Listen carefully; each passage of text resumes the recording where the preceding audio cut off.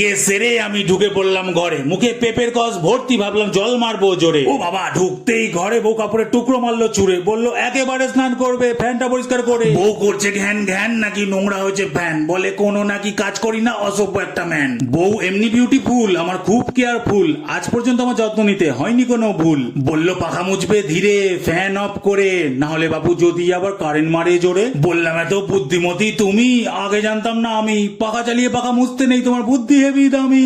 এক চোখে গজ নিয়ে কোন রকমে চেয়ার দিয়ে ভাবতে লাগলাম দাঁড়িয়ে, আমি কেন করলাম বিয়ে। সে চেয়ার নড়ছে দেখি খাটে, ব্যথা করছে হাঁটুর গাটে, ভাবলাম এবার হোরকে মনে হয় আমি যাব ফুটে।